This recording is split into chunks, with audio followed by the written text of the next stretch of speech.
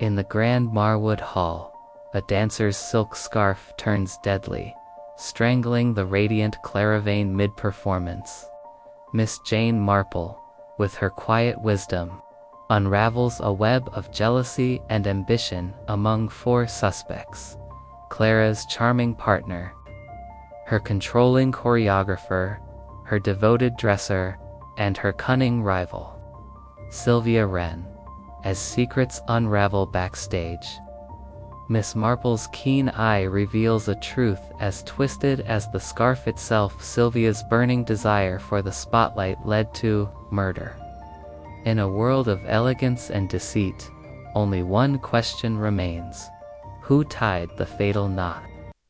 Chapter 1. The curtain falls. The autumn evening draped St. Mary Mead in a soft, golden hush, but within the stone walls of Marwood Hall, an electric anticipation stirred. The village, typically content with its quiet rhythms of tea and gossip, had been roused by the arrival of the Vane troupe, a traveling company of dancers whose reputation had reached even this sleepy corner of England. Their star, Clara Vane, was said to move with the grace of a willow in a summer breeze, her performances drawing sighs from London critics and provincial audiences alike. Tonight, she would dance at the Hall's annual gala, a rare treat for the villagers. And Miss Jane Marple, ever observant, had secured a seat in the front row. Miss Marple, her white hair neatly pinned beneath a modest hat, sat with her knitting bag at her feet, her needles clicking in a steady, unobtrusive rhythm. Her neighbors, Mrs. Price and young Lucy Bell, chattered excitedly about Clara's famed silk scarf, a signature flourish that trailed her like a comet's tail. Miss Marple smiled faintly, her eyes drifting over the assembled crowd. Farmers, in their Sunday best, the vicar with his wife, and Lady Marwood herself, resplendent in sapphire silk, presiding over the event with regal poise. Yet, Miss Marple's thoughts were not on the spectacle but on the undercurrents beneath it, for she knew well that gatherings like these often stirred hidden passions. The lights dimmed, and a hush fell over the hall. The stage, framed by velvet curtains, glowed under the soft amber of the footlights. Clara Vane appeared, her lithe form clad in a gown of pale ivory, the silk scarf shimmering with threads of silver draped elegantly about her shoulders. The music, a haunting melody from a string quartet, began, and Clara moved. Her steps were liquid, each turn and leap a testament to a discipline that seemed almost otherworldly. The scarf flowed with her, catching the light in a cascade of motion. Now a veil, now a ribbon, now a partner in her dance. Miss Marple's needles slowed, her attention wholly captured by the beauty before her, but as the performance neared its climax, a subtle discord crept into Clara's movements. Her spins, once flawless, faltered ever so slightly. The scarf, which had moved in perfect harmony, seemed to cling too closely, its folds tightening about her throat. Miss Marple's keen eyes narrowed. Clara's hands rose, not in choreography but in distress, tugging at the fabric. A gasp escaped her lips, sharp and audible in the silent hall. Then, with a final, anguished stumble, she collapsed, her body crumpling like a marionette with severed strings. The scarf lay twisted about her neck, a cruel parody of its former grace. For a moment, the audience sat frozen, as if waiting for Clara to rise and take her bow. Then a woman's scream shattered the stillness, and chaos erupted. Lady Marwood called for the curtains to be drawn, and ushers hurried to the stage. Miss Marple remained in her seat, her knitting untouched, her mind already sifting through the scene. She noted the shocked faces around her, the whispers of accident and tragedy. But her thoughts lingered on the scarf's unnatural knot, visible even from her vantage point.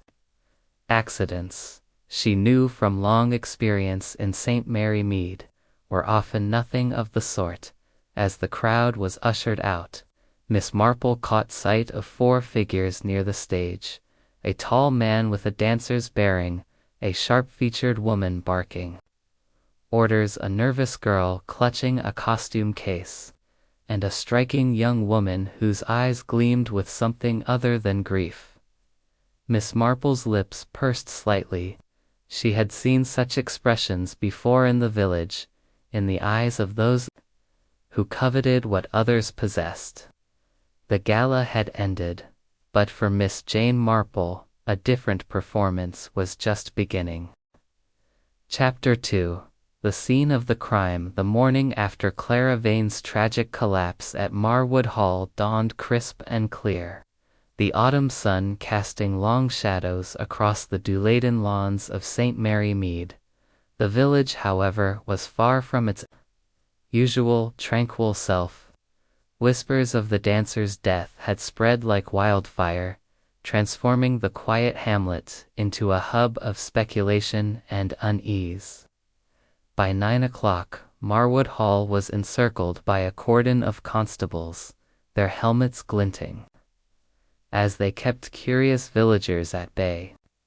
Inside, the grand auditorium, so recently alive with music and movement, now stood silent, its stage a somber tableau of tragedy. Miss Jane Marple, invited to the hall by Lady Marwood herself, arrived promptly, her black handbag clutched in one hand and her knitting bag in the other. Her slight figure, clad in a tweed coat and sensible shoes, moved with a deceptive frailty that belied the sharpness of her mind.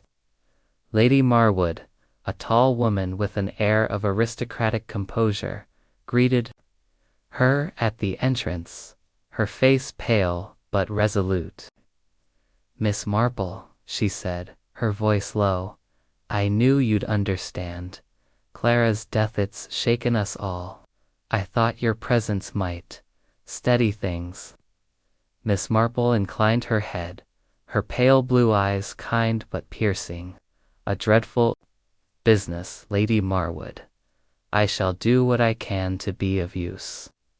She followed her hostess into the hall, her steps measured, her senses attuned to the atmosphere of grief and suspicion that hung as heavily as the velvet curtains. Inspector Craddock, a young man with a reputation for thoroughness, was already at work. Miss Marple had met him before, during a particularly vexing case involving a poisoned tea cake, and she respected his methodical approach, even if he sometimes overlooked the subtler currents of human nature. He stood near the stage, conferring with a sergeant, his notebook open and his brow furrowed.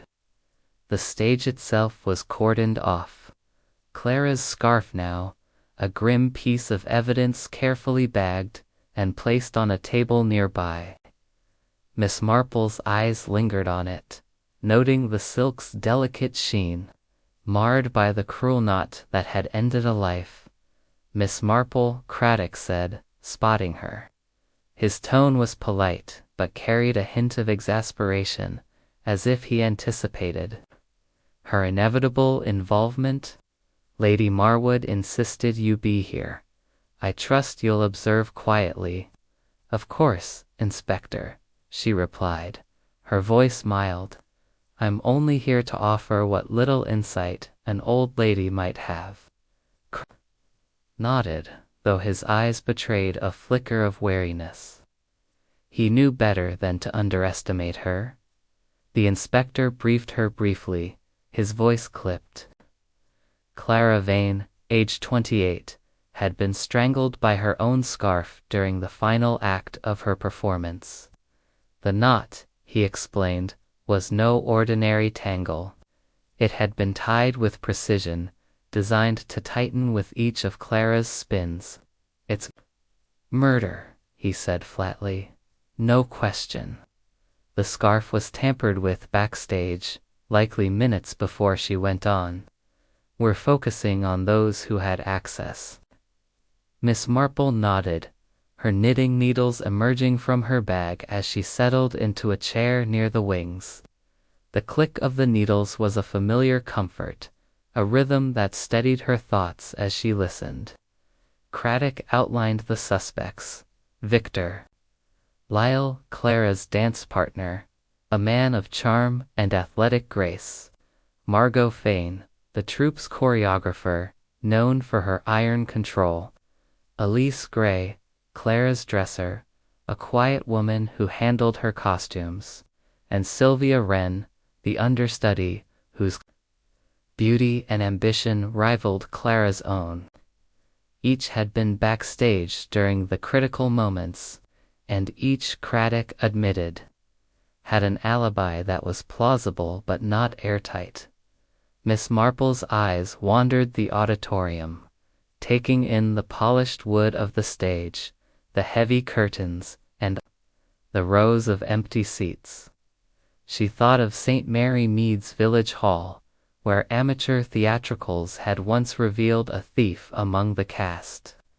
Places like this, she mused, were stages not only for art, but for the darker dramas of envy and betrayal.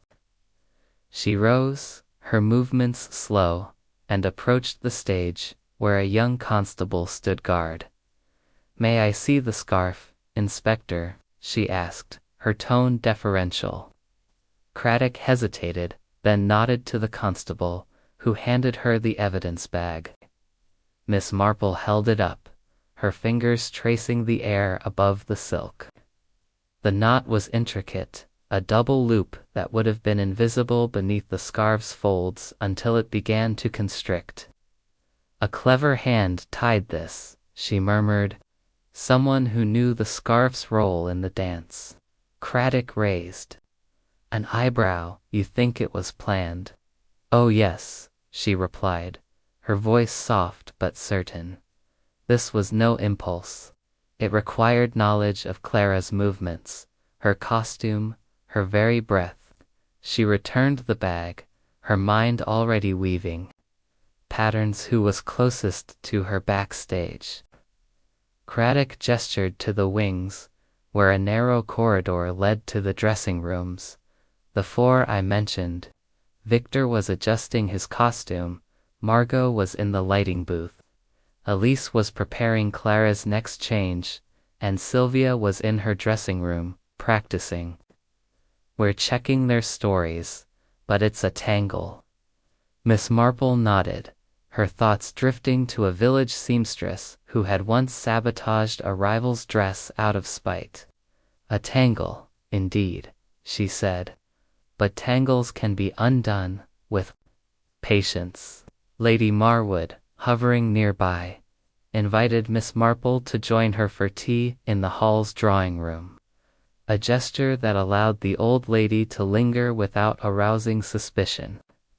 The room was elegant, with tall windows overlooking the gardens and walls adorned with portraits of Marwood ancestors.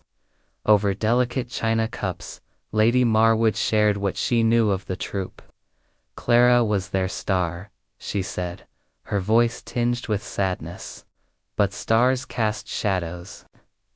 Victor adored her, or so he claimed, but I heard them argue once, over a missed step that cost them a prize. Margot was a tyrant, always pushing Clara to perfect her routines.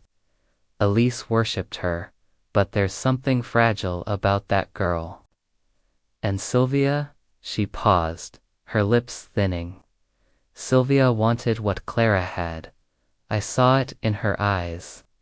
Miss Marple sipped her tea, her mind cataloguing these fragments. She thought of a St. Mary Mead girl who had coveted another's beau, her smiles masking a heart full of venom.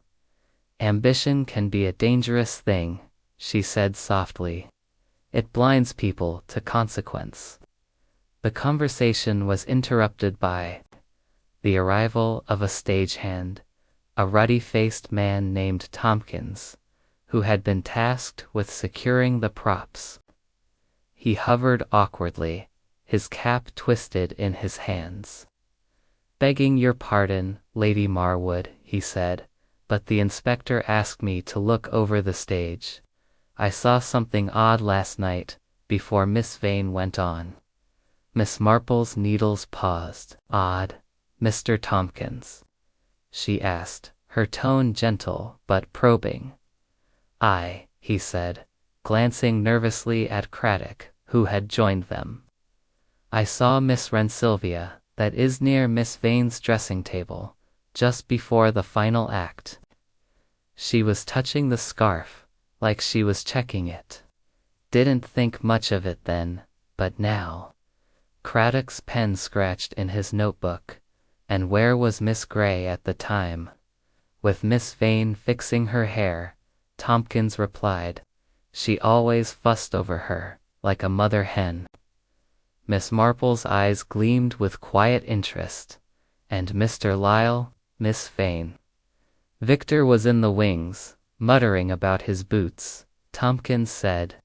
"Miss Vane was up in the booth, shouting at the lighting man. She's a terror, that one." Miss Marple thanked him, her smile disarming, and resumed her knitting. The stagehand's words were a thread in the tapestry, one she would follow carefully. She excused herself and wandered backstage, her steps taking her to the narrow corridor where the dressing rooms lay. The air was heavy with the scent of grease paint and roses, a reminder of the troupe's artistry now overshadowed by death. Clara's dressing room was a small, cluttered space, its mirror framed by bulbs and its table strewn with powders and pins. Miss Marple paused at the threshold, her eyes sweeping the room. A photograph of Clara and Victor, smiling after a performance, caught her attention. Their expressions were radiant, but Miss Marple noted the slight tilt of Clara's head, as if she were wary even in triumph. Nearby, a small sewing kit lay open, its needles glinting faintly. She thought of Elise, her nervous hands, and wondered what loyalties might fray under pressure. The corridor led to other rooms, each a glimpse into the troupe's world. Victor's was orderly, his costumes hung with military precision. Margot's was chaotic, papers and sketches spilling across a desk. Sylvia's was pristine, a single rose in a vase its only adornment. Miss Marple lingered there longest, her gaze settling on a pair of dance shoes, their soles worn but polished to a sheen. Ambition, she thought, was a fire that burned brightly, but left ashes. She returned to the stage, where Craddock was interviewing a lighting technician, a young man with a nervous stammer. "Miss Vane was with me," he said. "She was particular about the cues, kept checking the board." Miss Marple listened, her knitting a steady rhythm, and thought of a village shopkeeper whose alibi had crumbled when a clock proved off by 10 minutes. Alibis, she knew, were only as strong as the hands that held them. As noon approached, Lady Marwood invited Miss Marple to stay for luncheon, a gesture that allowed her to observe the troupe further. The dining room was a grand affair, its long table set with silver and crystal. The suspects sat in uneasy silence, their faces a study in grief, fear, and calculation. Victor's charm was subdued, his eyes fixed on his plate. Margot's fingers drummed impatiently, her gaze darting to Sylvia. Elise picked at her food, her face pale. Sylvia, however, ate with composure, her beauty undimmed by the morning's grim events. Miss Marple, seated beside Lady Marwood, listened. As the conversation turned to Clara's life, She had been an orphan, raised by a distant aunt, her talent discovered young and nurtured ruthlessly. Her rise had been meteoric, but not without cost. She was lonely, Lady Marwood said quietly. She confided in me once, after a performance. She said the stage was her home, but it came with shadows. Miss Marple nodded, her thoughts drifting to a St. Mary Mead widow who had hidden her sorrows behind a bright smile. Loneliness, she knew, could make one vulnerably or dangerous. She glanced at Sylvia, whose eyes met hers briefly before dropping.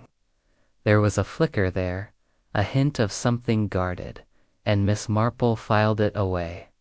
As the meal ended, Craddock approached, his expression grim. "We've found something," he said. A scrap of silk, matching the scarf, caught in a prop trunk backstage. It's been cut, deliberately, to weaken the fabric. He held up a small evidence bag, the silk within it frayed and torn, Miss Marple's needles stilled. "A deliberate cut," she said softly. "Someone ensured the scarf would fail, but not too soon. They wanted it to hold until the final act." Craddock nodded, his respect for her growing despite himself. "We're analyzing it now, but it narrows the window. Whoever did this was backstage, and they knew Clara's routine." Miss Marple rose, her knitting tucked away. "Then we must look closely at those who knew her best," she said.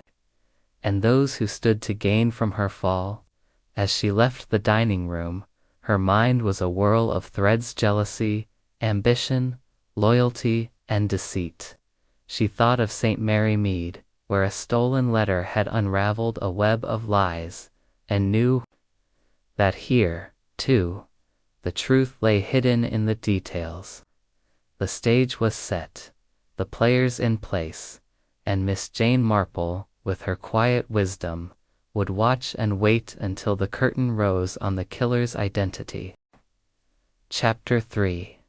The partners poised. The late morning sun filtered through the tall windows of Marwood Hall, casting a lattice of light across the polished floors where the tragedy had unfolded only hours before. The air held a chill, not from the autumn breeze but from the lingering shadow of Clara Vane's death. Miss Jane Marple, seated in a corner of the hall's library, a grand room lined with leather-bound tomes and heavy oak furniture, observed the comings and goings with her usual quiet attentiveness. Her knitting needles moved steadily, the soft click a counterpoint to the murmurs of police and troop members echoing from the corridor. She had declined Lady Marwood's offer to return home, citing a desire to assist, though her true purpose was to unravel the human knots behind the crime. Inspector Craddock, his face set in lines of determination, had begun his interrogations, and the first to face his scrutiny was Victor Lyle, Clara's dance partner. Miss Marple had requested to be present, her presence framed as that of a harmless observer, though Craddock's sidelong glance suggested he knew better. They met in a small anteroom off the main hall, its walls adorned with faded tapestries depicting pastoral scenes, a stark contrast to the grim business at hand. Victor Lyle entered with the grace of a man accustomed to commanding a stage. He was tall, with dark hair swept back and eyes that held a practiced warmth. His costume from the previous night had been replaced by a tailored suit, but his movements retained the fluidity of a dancer, each gesture precise yet effortless. He sat opposite Craddock, his posture erect, and offered a smile that was both mournful and disarming. "Inspector," he said, his voice smooth as polished wood, "I'm at your disposal. Clara's death shattered me." Craddock, notebook in hand, began with measured questions. Mr. Lyle, you were backstage just before Miss Vane's final act. Can you account for your movements? Victor nodded, his expression one of earnest grief. I was in the wings, adjusting my costume. My boots were pinching new leather. You see, I was focused on that. Then I stepped onto the stage for our duet. Clara was already in position, her scarf perfect as always. His voice caught, a theatrical pause that made Miss Marple's needles pause briefly. I never imagined it would end like that. Miss Marple, seated to one side, studied him over the rim of her spectacles. His hands, resting on his knees, were steady, no tremor, no fidgeting. She thought of a young man in St. Mary Mead, a charmer who'd convinced the village of his innocence in a theft until his calm betrayed him. Victor's poise was too polished, she decided, like a dance rehearsed to perfection. Mr. Lyle, she said, her voice soft as a whisper of silk, did Clara seem herself before the performance? Any sign of unease? Victor turned to her, his smile faltering for a fraction of a second. She was focused, he said. Clara always was before a show. She lived for the stage. If anything troubled her, she didn't share it with me. His tone was sincere, but Miss Marple noted the slight tightening of his jaw. A hint of something guarded. Craddock pressed further. You and Miss Vane were close, weren't you? Partners on and off the stage, some say. Victor's eyes flickered. A spark of irritation quickly masked. Partners, yes, but only in dance. Clara was my muse, my counterpart. We understood each other's movements, our rhythms, but our lives were separate. He leaned back, his hands spreading in a gesture of openness.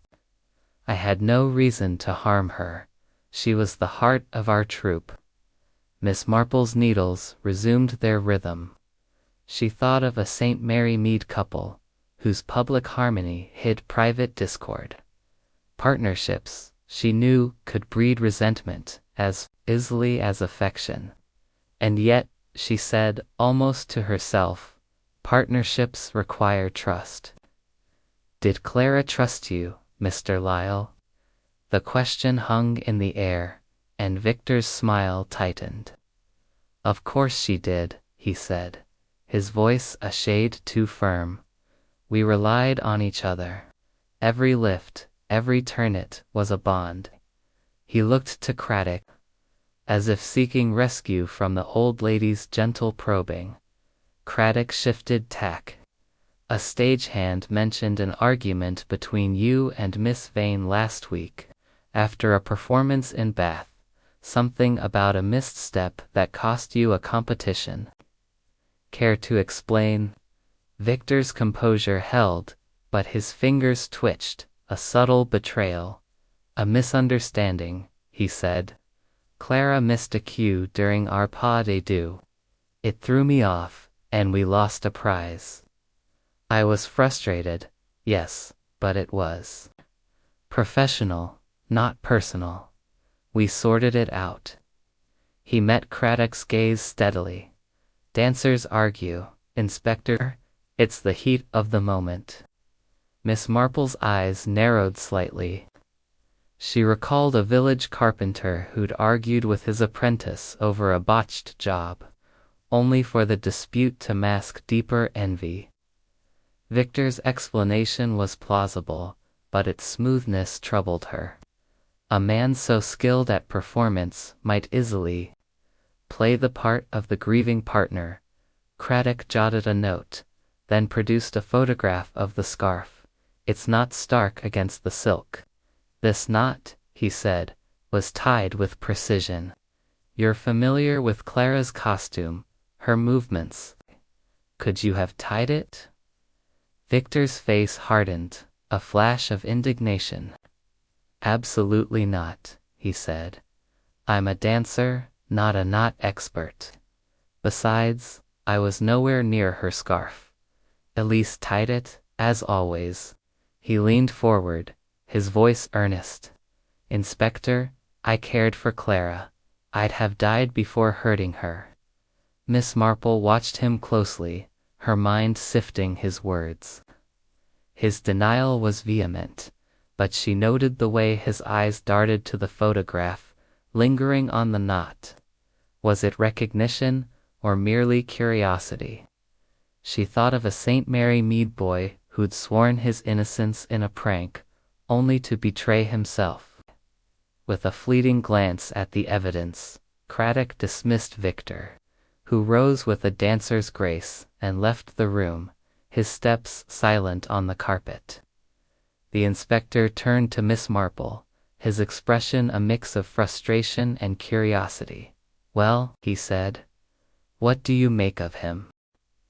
Miss Marple folded her knitting, her fingers brushing the wool as she considered her words. He's a performer, Inspector, she said, and performers are skilled at masks. His grief seems genuine, but there's a polish to it, don't you think, as if he's playing a role he's rehearsed? Craddock raised an eyebrow.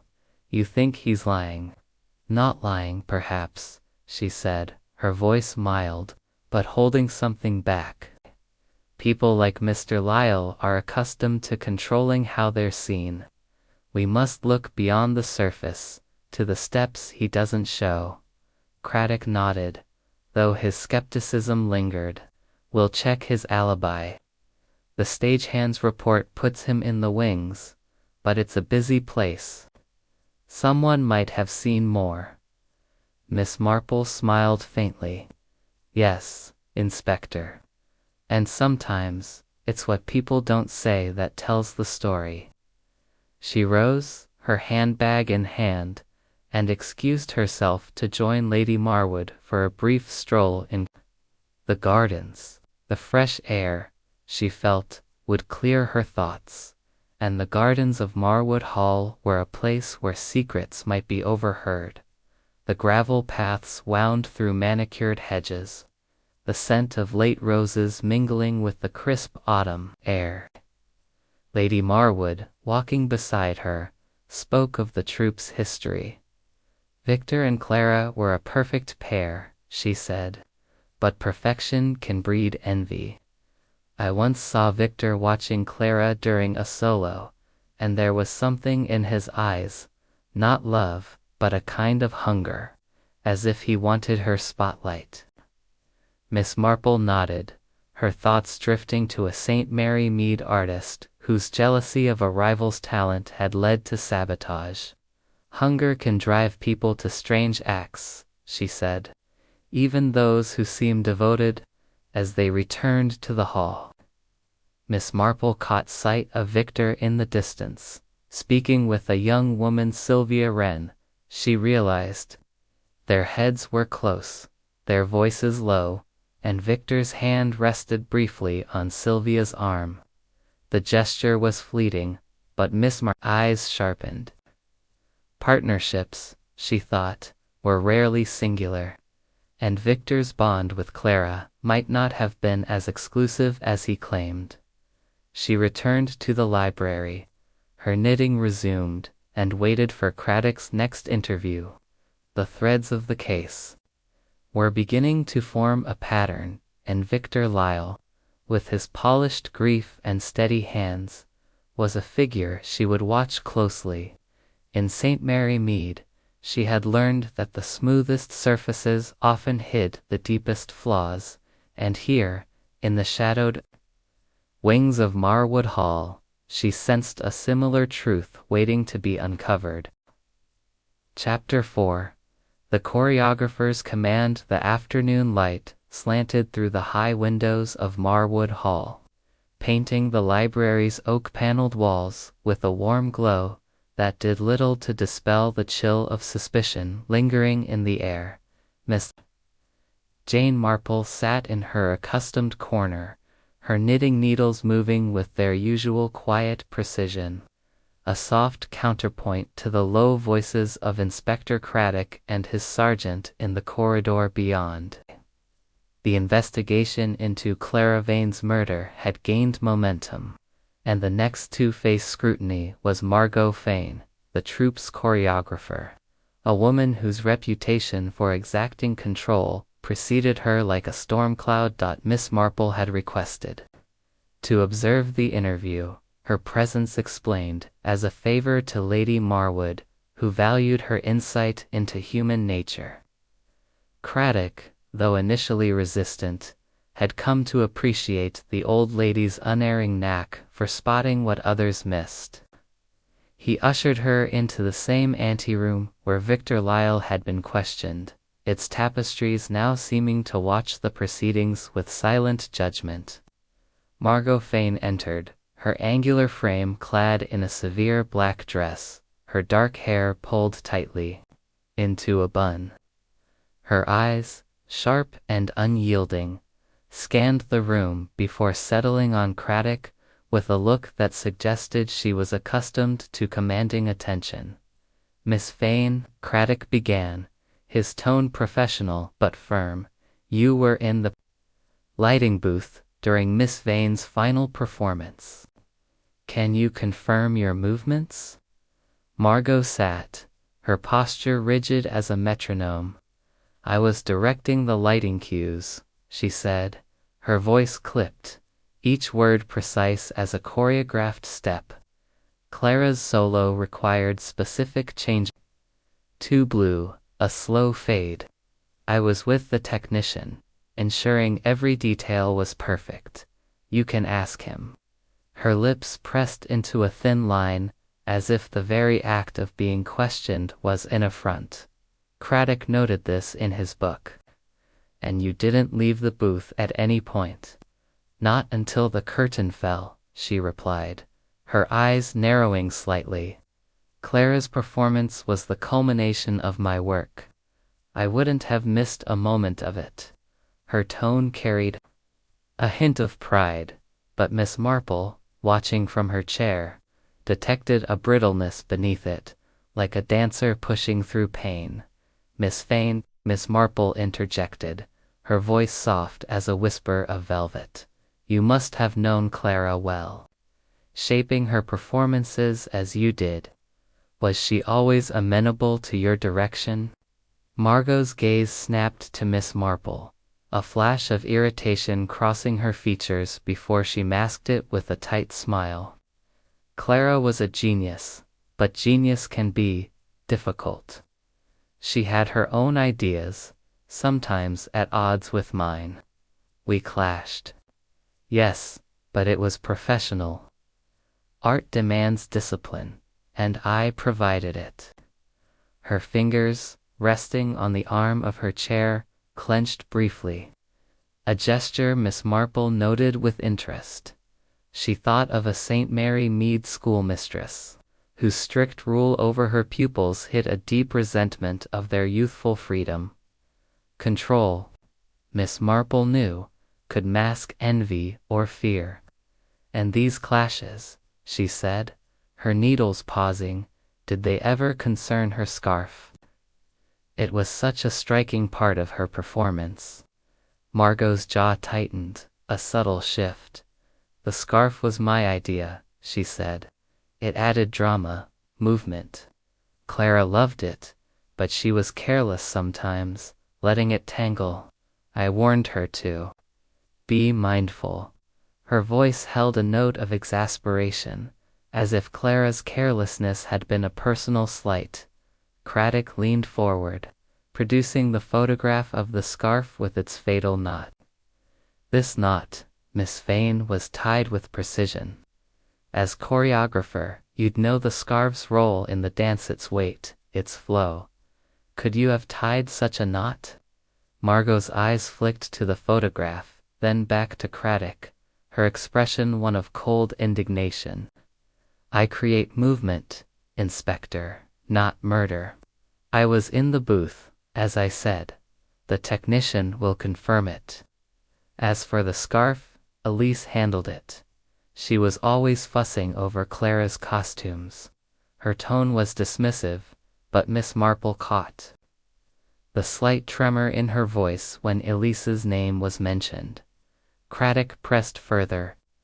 "We've heard Clara challenged your choreography recently, suggesting changes to her solo. That must have been frustrating." Margot's smile was thin, almost a grimace. Clara thought she knew better. Yes. She wanted a slower tempo, more spins. "I allowed some adjustments, but I'm the choreographer. The vision was mine." Her fingers drummed once on the chair, a brief lapse in her composure. "She was brilliant, but she needed guidance. Without me, she'd have been nothing." Miss Marple's needles resumed their rhythm, her mind sifting Margot's words. The choreographer's pride was palpable, but so was her resentment. She recalled a village gardener, whose obsession with his prize roses led to sabotage when a rival's blooms outshone his own. Margot's control over the troupe was absolute, but Clara's defiance might have threatened that authority. "Miss Fane," she said gently, "did Clara's independence ever make you feel diminished?" The question caught Margot off guard, her eyes narrowing. "Diminished? No. I made her what she was. She owed me everything." Her voice was sharp, but it cracked on the last word, revealing a raw edge. She stood abruptly, smoothing her dress.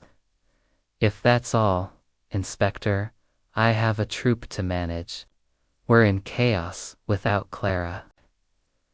Craddock nodded, dismissing her, though his eyes followed her as she left, her steps brisk and purposeful. He turned to Miss Marple, his expression thoughtful. "She's a tough one," he said, "but her alibi holds, for now. The technician backs her story." Miss Marple folded her knitting, her lips pursed. "Yes, but alibis are only as strong as the eyes that see them, Inspector. Miss Fane is a woman who values control, and Clara's independence may have been a challenge she couldn't bear."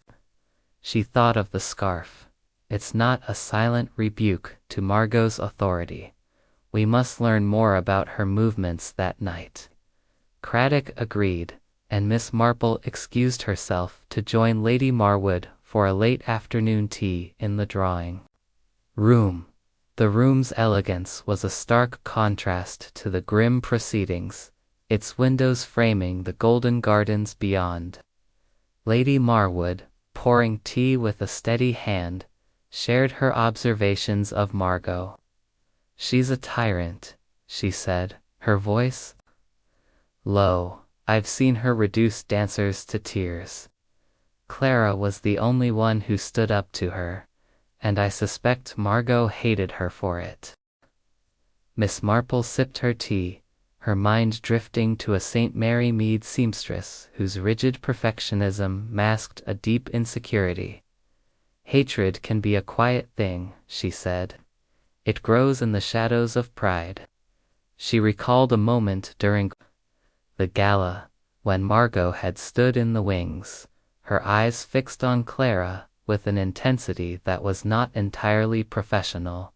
As tea concluded, Miss Marple wandered backstage, her steps slow but deliberate. The corridor was quiet now, the troupe dispersed to their rooms or rehearsals.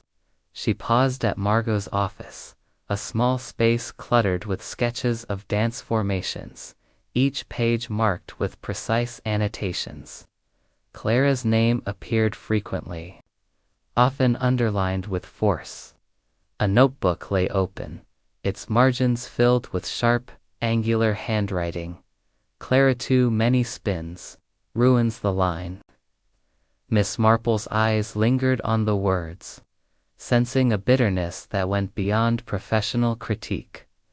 A stagehand, passing by, noticed her and hesitated. Looking for something, ma'am?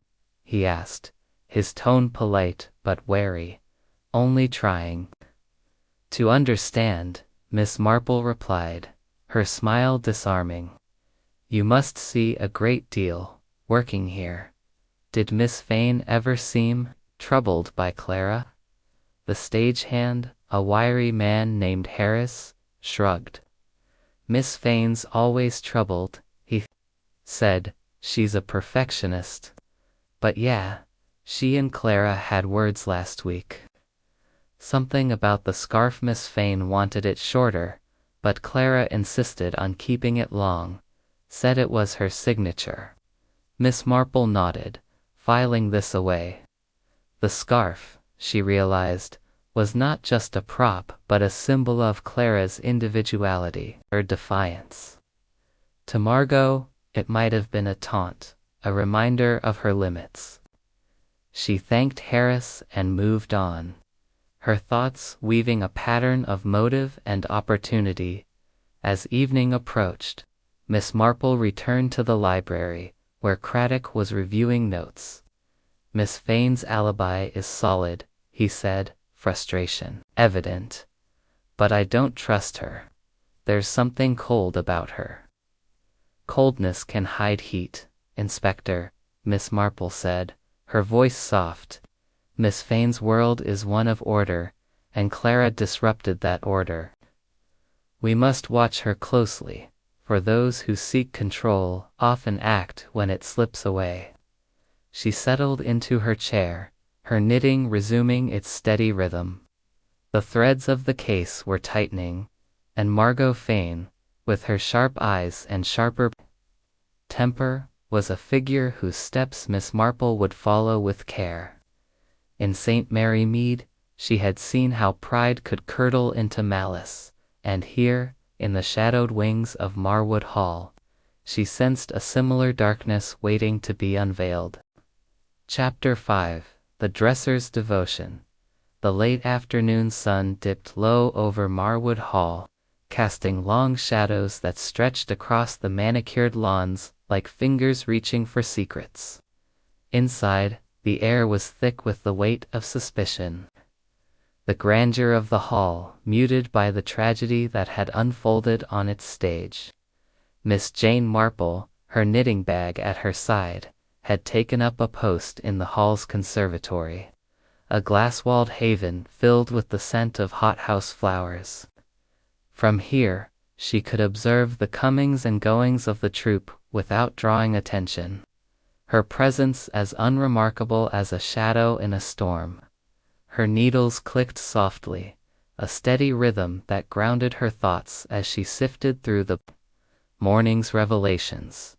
Inspector Craddock, ever diligent, had scheduled his next interview with Elise Gray, Clara Vane's dresser, and Miss Marple had quietly arranged to be present. The conservatory, with its view of the corridor leading to the anteroom, offered a perfect vantage point. Elise emerged from the backstage area, her slight figure hunched as if carrying an invisible burden. Her mousy brown hair was tucked into a plain cap, and her hands, clasped tightly before her, trembled slightly. Miss Marple noted the nervous energy, reminiscent of a St. Mary Mead girl who had once confessed to pilfering from the church collection plate, her guilt betrayed by restless fingers. The anteroom, with its faded tapestries and heavy air, felt even more oppressive as Elise entered, her eyes darting between Craddock and the floor. She sat, her hands twisting in her lap, and Miss Marple, seated to one side with her knitting, offered a gentle smile that went unnoticed. Craddock, his notebook open, began with a tone that was firm but not unkind. "Miss Gray," he said, "you were responsible for Miss Vane's costumes, including the scarf. Can you tell us about your movements last night?" Elise's voice was barely above a whisper, her words stumbling. "I was backstage, Inspector. I helped Clara with her costume change before her solo. I tied the scarf, like always. It was loose. I swear it was. Her eyes filled with tears, and she blinked rapidly, as if trying to banish the memory. I'd never hurt her. She was everything to me. Miss Marple's needles slowed, her attention fixed on Elise's face. The girl's devotion was palpable, but there was a fragility to it, like a thread stretched too thin. She thought of a St. Mary Mead seamstress, whose adoration for a local beauty had turned to obsession, leading to small acts of sabotage born of unrequited loyalty. "Miss Grey," Miss Marple said softly, her voice a soothing contrast to Craddock's authority. "You must have been very close to Clara, tending to her needs so carefully. Did she ever confide in you about any troubles?" Elise's hands stilled, her eyes flickering with something fear, perhaps, or guilt. "She didn't talk much about personal things," she said, her voice faltering, "but she was worried. Lately, she said someone was watching her, making her feel uneasy. I thought it was just nerves, with the gala and all." Her fingers resumed their twisting, and Miss Marple noted the way her gaze darted to the door, as if expecting an interruption. Craddock leaned forward, his pen poised. "Did she say who, or what made her feel uneasy?" Elise shook her head, her cap slipping slightly. "No, she didn't name anyone. But I heard her arguing with Sylvia Miss Rena few days ago. It was in the dressing room, after a rehearsal.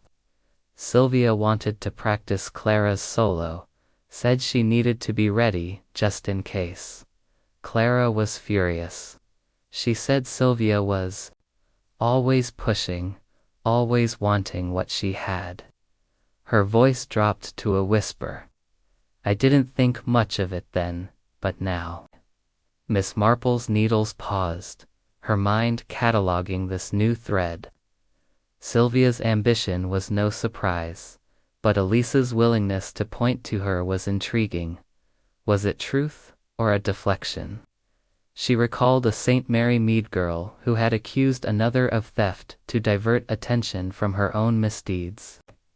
"And you, Miss Grey," she said gently, "did you ever feel Clara was in danger, perhaps from someone close to her?" Elise's eyes widened, and she shook her head vigorously. No, I'd have told someone. I loved Clara. I made sure. Her costumes were perfect, her hair, everything. She trusted me." Her voice broke, and a tear spilled down her cheek. "I tied that scarf myself. If I'd known, if I'd checked it better." Craddock's expression softened, but his questions remained sharp. "The scarf's knot was deliberate, Miss Grey. You handled it last. Could you have missed something or someone tampering with it?" Elise's hands flew to her face, a sob escaping. "I didn't. I tied it the way I always did, loose and flowing. Clara liked it that wit moved with her. Someone must have touched it after I left her." Her words tumbled out, frantic. And Miss Marple noted the desperation, as if Elise were trying to convince herself as much as Craddock. The inspector produced the photograph of the scarf. "It's not stark and accusing." "This knot," he said, "required skill. You're familiar with Clara's costumes. Could you have tied it, perhaps by mistake?" Elise's eyes locked on the photograph, and she recoiled, her hands trembling violently. "No, I'd never. That's not my knot. I only did a simple loop, like always. Someone changed it." Her voice rose, almost a wail, and Miss Marple's heart stirred with pity, though her mind remained clear. Emotion, she knew, could cloud truth as easily as it could reveal it. Craddock, the inspector, his notebook in hand, sat back, considering. Her words, "You're certain you didn't see anyone near the scarf after you tied it?" Elise shook her head, her tears falling freely now. "I left Clara in her dressing room. I went to fetch her next costume. Anyone could have come in then." She looked down, her shoulders shaking. "I should have stayed with her." Miss Marple watched her closely, her needles still. Elise's grief seemed genuine, but there was a feverish quality to her denials, a hint of something unspoken. She thought of a St. Mary Mead maid who had hidden a master's infidelity out of misplaced loyalty, only to unravel under pressure. "Miss Grey," she said, her tone as gentle as a lullaby, "did you ever see anyone else handle Clara's scarf that night? Perhaps someone who shouldn't have been there." Elise hesitated, her fingers twisting a handkerchief. I don't know. It was so busy backstage. Victor was in the wings, and Sylvia was in her room, but I didn't see them near Clara's table. Margot was shouting about the lights, so she was upstairs.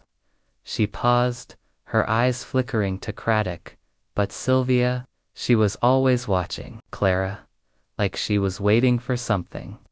Craddock's pen scratched rapidly. Waiting for what? For her chance, Elise whispered. She wanted Clara's role. Everyone knew it. Her voice held a bitter edge, and Miss Marple's eyes sharpened. Was Elise's accusation driven by truth, or by a need to shift suspicion? Loyalty, she knew, could twist into betrayal when tested. Craddock dismissed Elise, who rose unsteadily and hurried from the room, her sobs echoing in the corridor. He turned to Miss Marple, his brow furrowed. "She's a nervous wreck," he said. "But her story holds up. The dressing room was busy, anyone could have slipped in." Miss Marple nodded, her knitting resuming its rhythm.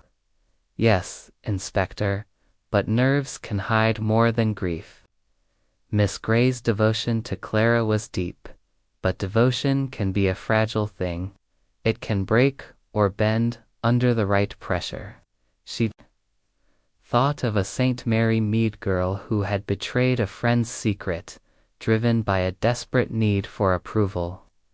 We must consider what Elise might have seen or done in her loyalty. Craddock raised an eyebrow. "You think she's involved?" "I think," Miss Marple said, her voice soft, "that everyone backstage had a part to play, whether they knew it or not. Miss Grey's hands tied the scarf, but whose hands retied it? That is the question." She rose, her knitting tucked away, and excused herself to join Lady Marwood for a walk in the gardens. The conservatory's flowers had stirred her thoughts, their beauty a reminder of hidden thorns. As they strolled, Lady Marwood spoke of Elise's quiet dedication. "She was Clara's shadow," she said. "Always there, fixing, fussing. But I saw her once, staring at Clara's scarf with such intensity. I thought it was admiration, but now—" Miss Marple's lips pursed. "Intensity can mean many things," she said. "Love, envy, or guilt." She recalled Elise's trembling hands, her fervent denials, and wondered what lay beneath her devotion. In St. Mary Mead, she had seen loyalty turn to betrayal in a heartbeat, and here, in the glittering world of Marwood Hall, she sensed a similar drama unfolding. Chapter 6. The Rival's Ambition. The evening shadows deepened over Marwood Hall, their edges softening the stark outlines of the tragedy that had claimed Clara Vane. The air within the hall carried a hush, as if the walls themselves mourned the loss of the dancer's grace. Miss Jane Marple, her knitting bag, a constant companion, had settled into a velvet-holstered chair in the hall's morning room. A cozy space, with tall windows overlooking the now darkening gardens. The room's warmth, with its flickering fire and scent of polished wood, contrasted sharply with the cold undercurrents of suspicion swirling through the investigation. Her needles clicked steadily, a quiet metronome to her thoughts as she awaited Inspector Craddock's next interview. The focus had shifted to Sylvia Wren, Clara's understudy and rival, whose beauty and ambition had already drawn whispers among the troupe. Miss Marple had requested to observe, her presence once again framed as a favor to Lady Marwood, though Craddock's knowing glance suggested he recognized her keen interest. The morning room's door opened, and Sylvia entered, her presence like a spotlight cutting through the gloom. She was striking, with auburn hair cascading in waves and eyes that sparkled with a calculated charm. Her dress, a deep emerald, clung to her figure, and her movements carried the effortless poise of a dancer poised for her moment. She sat across from Craddock, her smile serene but her posture alert, as if she were performing for an unseen audience. "Miss Wren," Craddock began, his tone measured, "you were in your dressing room during Miss Vane's final performance. Can you confirm your movements?" Sylvia's smile widened, a touch too polished. "I was practicing, Inspector," she said, her voice smooth as satin. Clara's solo was demanding, and as her understudy, I had to be ready. I stayed in my room, running through the steps, until I heard the commotion. Her hands rested lightly in her lap, perfectly still, a contrast to Elisa's nervous fidgeting. Miss Marple noted the control, reminiscent of a St. Mary Mead girl, who had charmed her way out of a scandal with a smile and a lie. Miss Marple leaned forward slightly, her needles pausing. "Miss Wren," she said, her voice gentle but probing, "you must have admired Clara greatly, studying her role so closely. Did you ever discuss her performance with her?" Sylvia's eyes flicked to Miss Marple, a fleeting shadow crossing their brightness. "Clara was brilliant," she said, her tone reverent but tinged with something cooler. "I watched her every chance I got. We spoke sometimes, about technique, about the stage. She was generous with advice." Her smile returned, but Miss Marple caught the slight tightening at the corners of her mouth, a hint of strain. Craddock's pen scratched in his notebook. "A stagehand saw you near Clara's dressing table before her solo, handling her scarf. Care to explain?" Sylvia's composure held, though her fingers twitched briefly, a subtle crack in her facade. "I may have passed by her table," she said, her voice steady. "Backstage is crowded, Inspector. I was fetching my own scarf for practice. Similar to Clara's, you see. I might have brushed hers by mistake." She tilted her head, her expression one of innocent confusion, but Miss Marple's eyes narrowed. The excuse was plausible, yet too neatly tailored, like a dress made to fit a lie. She thought of a St. Mary Mead baker's daughter, whose ambition to outshine a rival had led to a sabotaged cake at the village fete. Sylvia's ambition was no secret, but its depth intrigued Miss Marple. "Miss Wren," she said softly, "being an understudy must be trying. Always waiting, always preparing, yet rarely seen. Did you ever wish for Clara's spotlight?"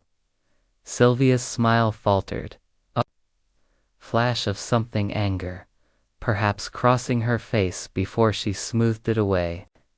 "Every dancer dreams of the lead," she said, her voice light but edged. "But I respected Clara. I was content to learn from her." Her words were measured, but Miss Marple sensed a hunger beneath them, a longing that went beyond professional aspiration. Craddock produced the photograph of the scarf. "It's not a grim reminder of the crime. This knot," he said, "was tied with precision, designed to tighten during Clara's spins. You knew her routine intimately. Could you have tied it?" Sylvia's eyes lingered on the photograph, her expression unreadable. "I'm a dancer, Inspector, not a sailor," she said, a hint of amusement in her tone. "I wouldn't know how to tie something like that. Besides, I was in my room. Others can confirm it." Her gaze met Craddock's, unflinching, but Miss Marple noted the way her fingers curled slightly, as if gripping an unseen tension. Craddock pressed further. "We've heard you and Clara argued last week about her role. You wanted to practice her solo, and she objected. What was that about?" Sylvia's smile tightened, a flicker of irritation breaking through.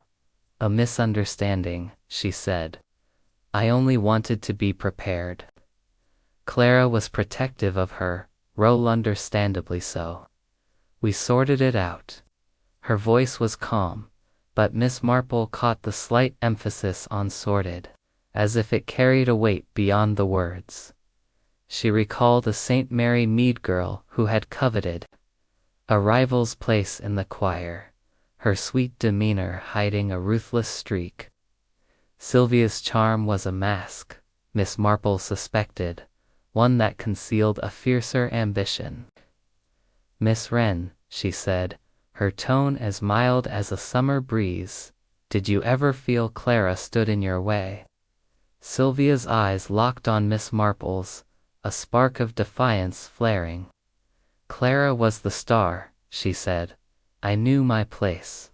But every dancer hopes for their moment. It's only human." Her smile returned, but it was colder now. A performance for an audience she no longer trusted. Craddock dismissed her, and Sylvia rose, her movements fluid and deliberate, as if stepping onto a stage. As she left, Miss Marple's needles resumed their rhythm, her mind weaving the threads of Sylvia's words. The girl's ambition was a bright flame, but flames could consume as easily as they illuminated. She thought of the scarf.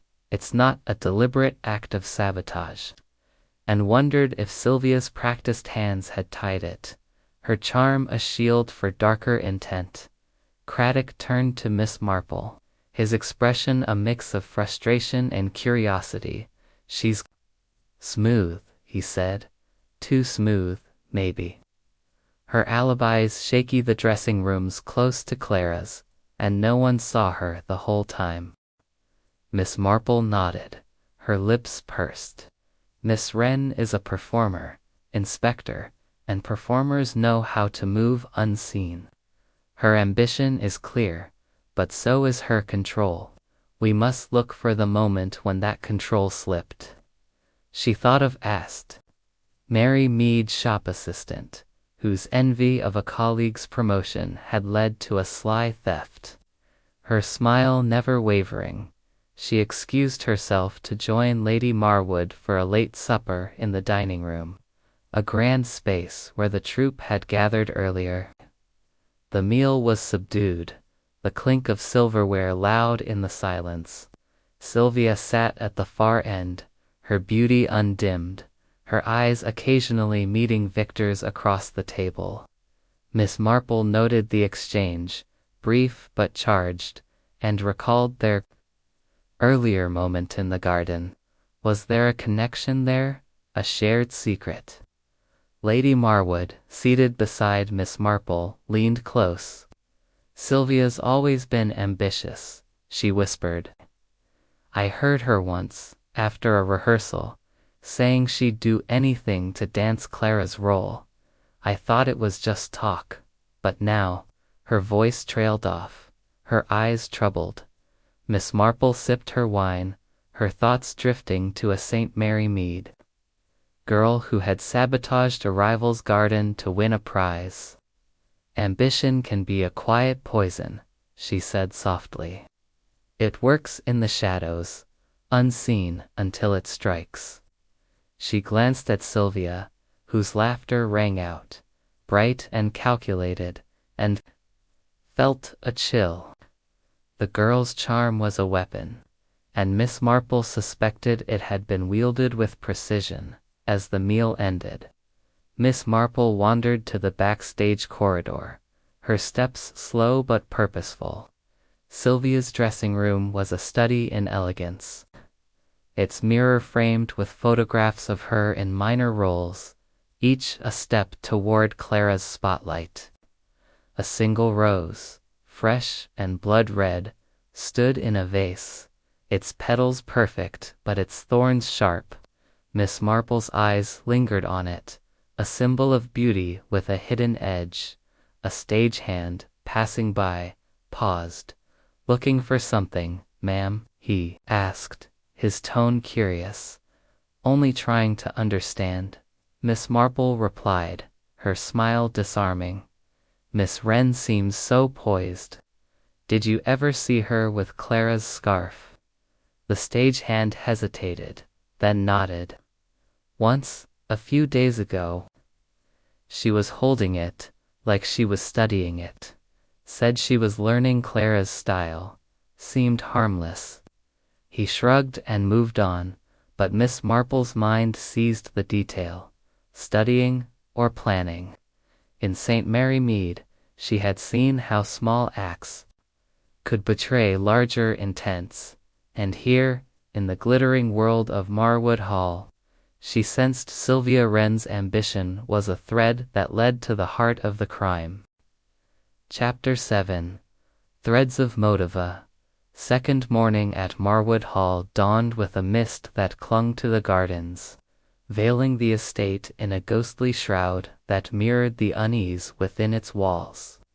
Miss Jane Marple, ever an early riser, sat in the hall's breakfast room, a modest space with tall windows that framed the fog-draped lawns. Her knitting lay beside her untouched, her hands instead cradling a cup of tea as she gazed out, her mind weaving through the threads of suspicion that had emerged from the previous day's interviews. The death of Clara Vane was no longer a mere tragedy but a tapestry of human motives, jealousy, ambition, control, and devotion, each thread knotted around the fatal scarf.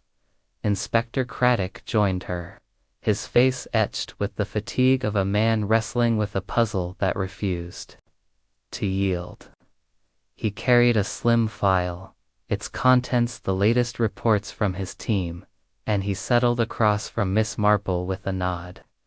"You're up early, Miss Marple," he said, his tone carrying a hint of respect.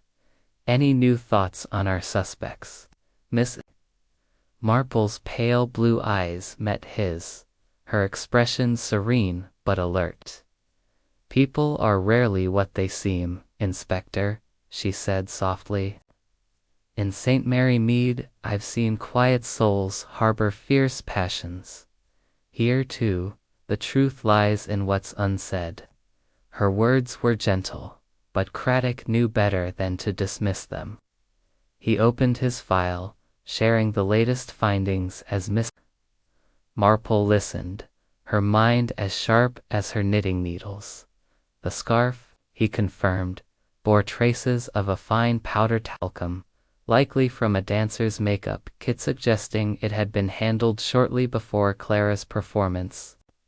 The cut in the silk, deliberate and precise, had weakened it just enough to ensure the knot's deadly grip. "Whoever did this," Craddock said, "knew exactly when Clara would spin, when the scarf would tighten. It's someone who knew her routine inside out." Miss Marple nodded, her thoughts drifting to a St. Mary Mead seamstress who had once tampered with a rival's hem, her sabotage subtle but devastating. Precision requires intimacy, she said. The killer was close to Clara, in proximity and purpose. She sipped her tea, her gaze distant. Have you spoken to the stagehands again? They see things others miss. Craddock flipped a page in his file. One of them, Harris, mentioned something new. He saw Victor Lyle arguing with Clara 2 days before the gala, in the rehearsal room. It was about a competition in London. Clara missed a step, and Victor blamed her for their loss. He was angry, said she'd cost him his chance at a solo contract. Miss Marple's lips pursed. Anger can linger, Inspector, like a bruise beneath the skin. Victor's charm is a mask. But masks slip. She recalled his steady hands, his polished grief, and wondered if ambition had driven him to more than words. Harris also saw Margot Fane tearing into Clara about her solo. Craddock continued. She wanted fewer spins, said they threw off the troupe's balance. Clara refused, insisted the scarf and spins were her signature. Margot stormed off, furious. He paused, his brow furrowing. And Elise Gracie was spotted near Sylvia Wren's dressing room that night, just before the performance. She claimed she was fetching a needle, but Harris thought she looked nervous, like she was hiding something. Miss Marple's eyes gleamed with quiet interest. Nervousness can betray guilt or fear, she said. Elise's devotion to Clara was fierce, but devotion can twist into something darker when challenged. She thought of a St. Mary Mead girl who had betrayed a friend's secret to gain favor. Her loyalty, a fragile thing. Craddock closed his file, and Sylvia Harris confirmed she was near Clara's dressing table, handling the scarf. She said it was an accident, but... He trailed off, his skepticism clear. Sylvia's ambition is a bright thread, Miss Marple said, her voice soft. But bright threads can bind tightly. We must see where they lead. She rose, her knitting bag in hand, and suggested a walk. Backstage, where the physical remnants of the crime might offer further clues. The backstage corridor was dim, its air heavy with the scent of dust and grease paint. Miss Marple moved slowly, her eyes scanning the shadows. The dressing rooms, now quiet, held echoes of the troupe's lives. She paused at Clara's table, where a small mirror reflected the faint glow of a single bulb. The surface was cluttered with powders and pins, but a small vial of talcum caught her attention. This powder, she said to Craddock, who had followed her, was it tested? Craddock nodded. Matches the traces on the scarf. It's common. Backstage, but it places the tampering here, in this room.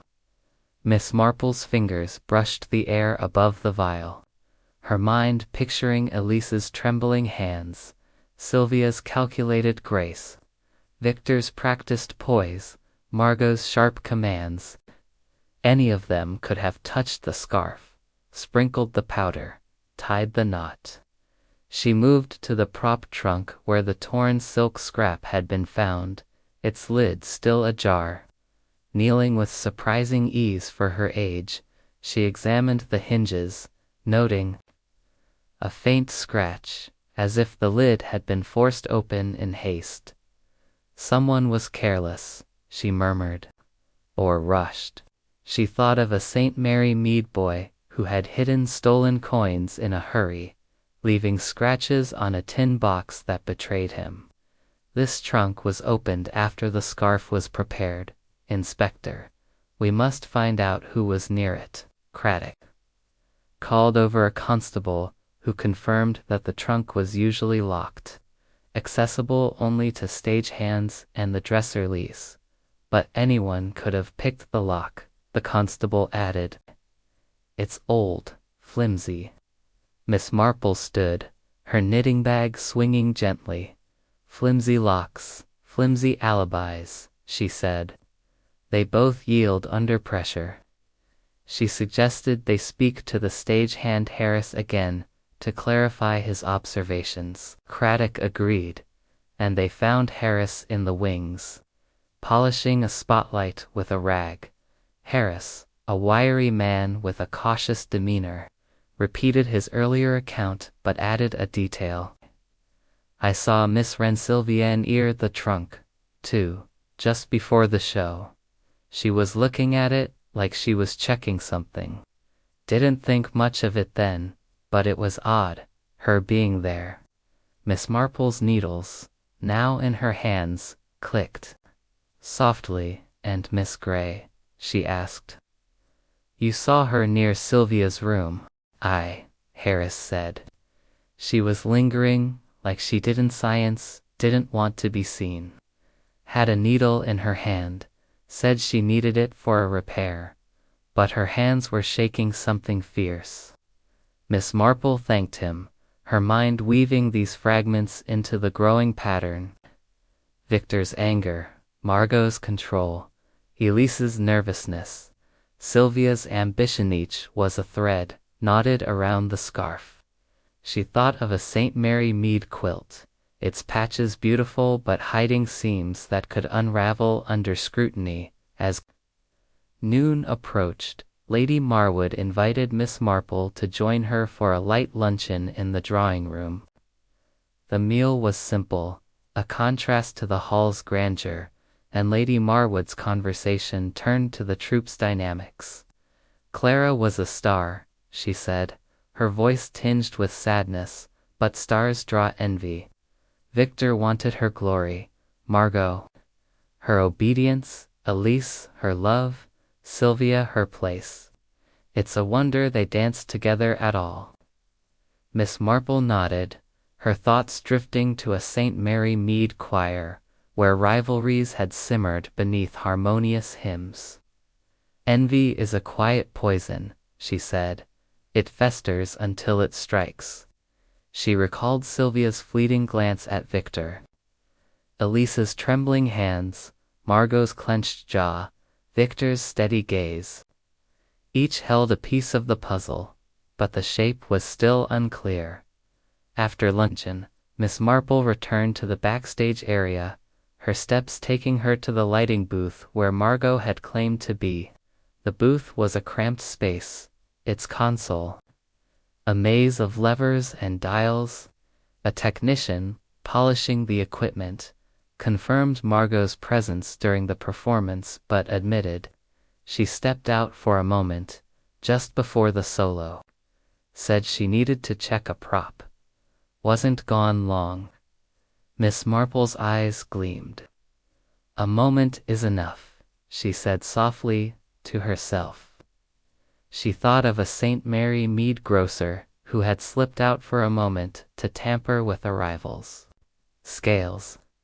Small absences could hide large deeds. As the afternoon waned, Miss Marple sat in the morning room, her knitting resumed. The threads of motive were clearer now: Victor's resentment, Margot's need for control, Elise's fragile loyalty, Sylvia's burning ambition.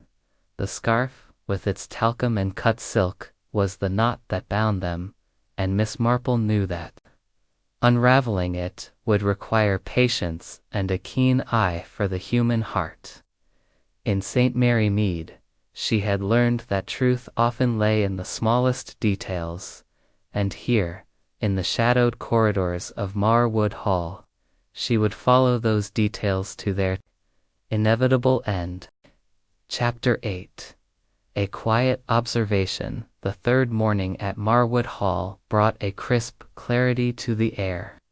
The mist of the previous day burned away by a sun that bathed the estate in a deceptive warmth. Within the hall, however, the atmosphere remained taut, each glance and whisper among the troupe laced with suspicion. Miss Jane Marple, her knitting bag ever at her side, had taken up a position in the hall's upper gallery, a vantage point overlooking the auditorium where the troupe was preparing for a rehearsal. The decision to continue practicing, despite Clara Vane's death, had been Margot Fane's, a choice that spoke of her determination to maintain control. Miss Marple's needles clicked softly, a steady rhythm that anchored her thoughts as she observed the scene below, her sharp eyes missing nothing. The auditorium was a hive of subdued activity. The stage, still cordoned off at one end where Clara had fallen, was now partially cleared for the troupe to rehearse a new piece, a sombre pas de deux that Margot had insisted would honor Clara's memory. Sylvia Wren, elevated to the lead role, moved with a precision that bordered on triumph. Her every step a claim to the spotlight that had once been Clara's. Victor Lyle partnered her, his movements fluid but mechanical, his face a mask of concentration that failed to hide a flicker of discontent. Margot stood at the edge of the stage, her voice sharp as she corrected angles and tempos, while Elise Gray hovered in the wings, her hands busy with costumes but her eyes darting nervously to the dancers. Miss Marple perched in the galleries. Shadows noted the dynamics with the keenness of a St. Mary Mead gossip parsing the village fete. Sylvia's confidence was striking, her auburn hair catching the stage lights as she spun, her movements lacking Clara's ethereal grace but imbued with a fierce determination. Miss Marple thought of a young woman in St. Mary Mead who had seized a rival's role in the church choir, her ambition cloaked in piety, but evident in every note. Sylvia's poise, she suspected, was not merely that of a dancer stepping into a role, but of one who had long prepared for this moment. Victor, lifting Sylvia with practiced ease, seemed detached, his eyes rarely meeting hers. Miss Marple recalled their brief exchange in the garden, the touch of his hand on Sylvia's arm, and wondered if their connection was more than professional. In St. Mary Mead, she had seen alliances form in the wake of betrayal, and Victor's coolness now suggested a man wrestling with his own motives or perhaps his guilt. Margot's commands cut through the music, her voice a whip that kept the dancers in line. Sylvia, sharper on the turn. Victor, your hands are too low. Her intensity was unrelenting, and Miss Marple noted the way the troupe flinched at her tone, as if accustomed to her tyranny. Yet, there was a brittleness to Margot's control, a tension that suggested she was holding something back. Miss Marple thought of a St. Mary Mead schoolmistress, whose rigid discipline had masked a fear of losing authority, and wondered if Margot's need to dominate hid a deeper insecurity. Elise, in the wings, was a study in nervous energy. She adjusted Sylvia's costume with trembling hands, her eyes flitting between the dancers and the stagehands. Miss Marple observed her closely, recalling her tearful denials and fervent loyalty to Clara. There was a fragility to Elise, like a St. Mary Mead girl who had clung to a friend's approval only to crumble under scrutiny. Was her nervousness born of grief, or something more? The rehearsal paused, and the troupe dispersed for a break, their voices low as they scattered to the wings. Miss Marple descended from the gallery, her steps slow but purposeful, and made her way to the backstage corridor. Inspector Craddock, who had been observing from the auditorium's rear, joined her, his notebook tucked under his arm. "They're carrying on as if nothing's happened," he said, his tone tinged with frustration. but I can feel the tension. Something's off. Miss Marple nodded, her knitting bag swinging gently. People perform most fiercely when they have something to hide, Inspector, she said. This rehearsal is a stage, and not just for dance. Watch their eyes, their hands, they betray what words conceal. Craddock raised an eyebrow, but followed her lead as they approached the wings. Sylvia stood near a prop table, adjusting her shoes, her expression serene but her fingers tightening briefly on the laces. Victor lingered nearby, speaking quietly to a stagehand, his posture relaxed but his glance darting to Sylvia. Margot was in the corridor, barking orders at a lighting technician, her face flushed with impatience. Elise, clutching a bundle of fabric, hovered near Sylvia, her eyes downcast but her shoulders tense. Miss Marple paused by the prop table, her gaze settling on a spool of thread left carelessly among the pins. "This thread," she said to Craddock, her voice soft, "is it the same as Elise's sewing kit?" Craddock examined it, noting its fine, silvery hue, similar to the silk of Clara's scarf. "Could be," he said. "We'll have it tested. But why here?" "Small things lead to large truths," Miss Marple replied, her eyes drifting to Elise, who had frozen at the sight of them.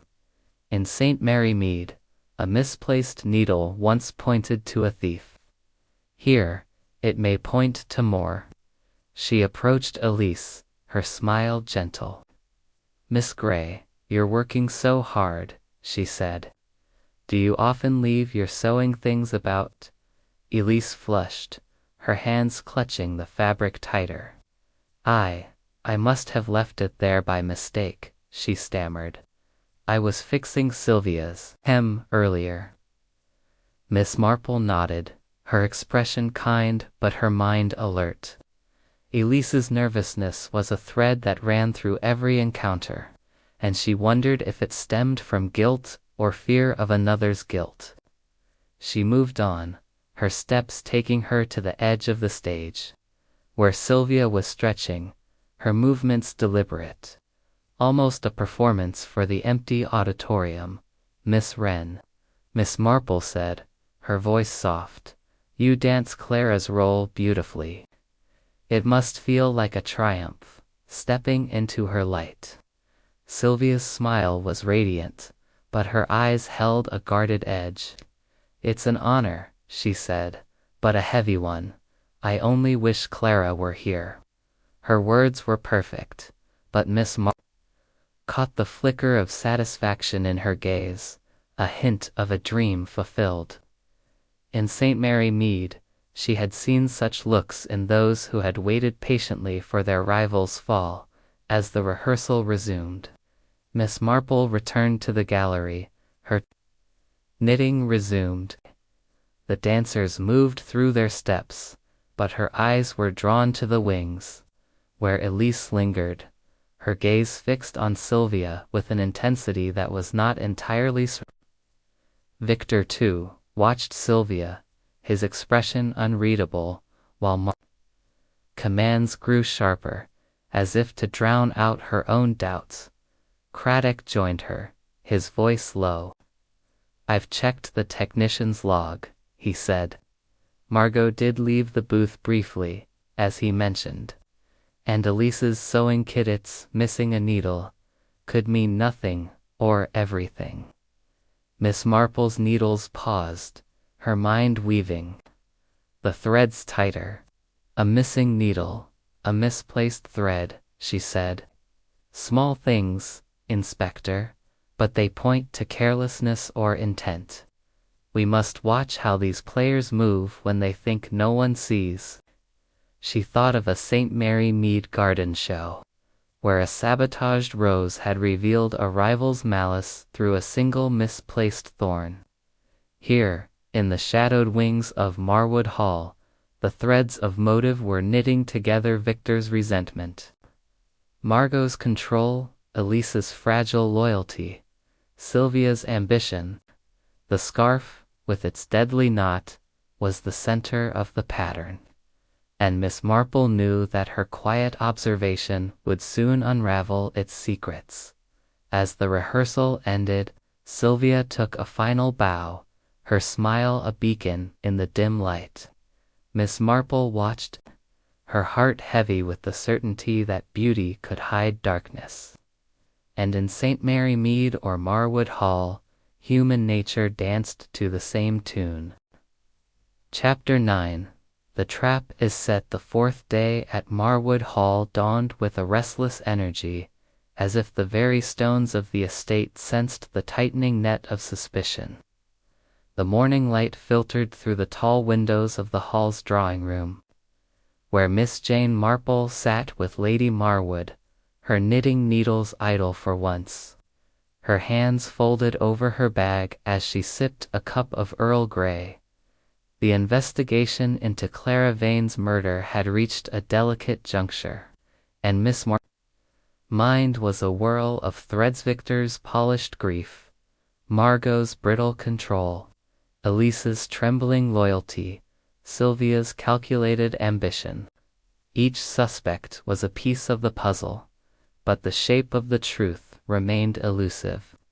Like a shadow glimpsed in a fog, Inspector Craddock, his face lined with the strain of sleepless nights, joined them, his notebook now a thick sheaf of scribbled observations. He had spent the morning reviewing forensic reports. The talcum on the scarf matched a vial in Clara's dressing room. The cut silk scrap bore traces of a fine blade, and the knot's precision suggested a hand skilled in detail. "We're close," he said, his voice low, "but we need something to shake them up. They're all too careful, too guarded." Miss Marple's pale blue eyes gleamed with quiet purpose. "People reveal themselves under pressure, Inspector," she said, her tone as gentle as a summer breeze. "In St. Mary Mead, I once saw a thief unmasked when the village fate forced her to act. A performance, carefully staged, might do the same here." She paused, her fingers brushing the wool in her bag. What if the troupe were to perform a memorial dance for Clara, using her original choreography? The scarf, too, could be replicated. It would stir emotions, perhaps loosen tongues. Craddock's brow furrowed, but his respect for her insight held him silent. "A performance," he said, considering it could work. They'd be back on that stage, reliving the moment. Someone might slip. Lady Marwood, listening intently, nodded. "The troupe is restless," she said. "Margot's been pushing them to rehearse, to prove they can go on. A memorial would be fitting, and it might draw a crowd, keep the village from gossiping too wildly." Miss Marple smiled faintly, her mind already weaving the trap. "Grief and guilt are close cousins, Lady Marwood. A stage can be a mirror, reflecting what's hidden." She thought of a St. Mary Mead play, where a staged confession had revealed a liar's heart. Let Sylvia dance Clara's role, with the scarf. Watch how they all react. Victor, Margot, Elise. The truth will show itself in their steps. Craddock agreed, and preparations began. The memorial performance was scheduled for the following evening, with the troupe performing Clara's final solo, complete with a replica of the silk scarf, crafted to match the original in every detail. Miss Marple suggested the scarf be placed in Clara's dressing room beforehand, under Elise's care, to mirror the night of the murder. "Let them see it, touch it," she said to Craddock. "Their hands will betray them." The day passed in a flurry of activity. The auditorium was readied, its stage polished to a gleam, though the cordoned-off corner where Clara had fallen remained untouched, a silent reminder of the crime. The village buzzed with anticipation, eager to see the troupe honor their fallen star, though whispers of murder lingered in their talk. Miss Marple spent the afternoon in the backstage corridor, her steps slow as she observed the troupe's preparations. Elise, tasked with the replica scarf, handled it with trembling hands, her face pale as she folded it on Clara's dressing table. Miss Marple watched from the doorway, noting the girl's hesitation, as if the silk carried a curse. "It's just like hers," Elise whispered, her voice breaking. "I can't bear to touch it." Miss Marple's heart stirred with pity, but her mind noted the fear in Elise's eyes, fear of the scarf or of what it represented. Victor passed by, his costume adjusted with meticulous care, his expression distant. He glanced at the scarf, his jaw tightening briefly before he moved on. Miss Marple recalled his steady hands during his interview, his polished grief, and wondered if the scarf's presence stirred a memory he wished to bury. In St. Mary Mead, she had seen a man flinch at the sight of a stolen watch, his guilt betrayed. By a single glance, Margot, overseeing the rehearsal, was a whirlwind of commands, her sharp voice echoing through the auditorium. "Sylvia, the scarf must float. Let it drag," she snapped, her eyes fixed on the stage. Miss Marple noted the tension in her posture, as if the performance were a test of her own authority. A St. Mary Mead seamstress came to mind, whose obsession with perfection had led to sabotage when her work was questioned. Was Margot's control a shield for something darker? Sylvia, radiant in Clara's costume, moved through the choreography with a confidence that bordered on defiance. The replica scarf, draped about her shoulders, caught the light as she spun, a ghostly echo of Clara's grace. Miss Marple watched her closely, noting the way she adjusted the scarf's folds, her fingers lingering on the silk as if testing its weight. The gesture was subtle, but to Miss Marple it was a note in the score of suspicion. She thought of a St. Mary Mead girl who had tampered with a rival's flowers, her touch light but deliberate, and wondered if Sylvia's hands had tied a deadlier knot as evening approached. Miss Marple joined Craddock in the auditorium, taking a seat in the front row to observe the final preparations. The hall filled with villagers, their faces a mix of curiosity and sorrow, their whispers hushed as the lights dimmed. Craddock, stationed near the wings, had positioned constables discreetly, ready to note any reaction that might betray the killer. Miss Marple's knitting lay in her lap, her eyes scanning the backstage area where the suspects moved like players in a carefully scripted drama. Elise hovered near the dressing table, her hands fluttering over the scarf before she tied it loosely around Sylvia's neck. Victor stood in the wings, his eyes fixed on Sylvia with an intensity that was not entirely professional. Margot, in the lighting booth, barked final instructions, her voice taut with strain.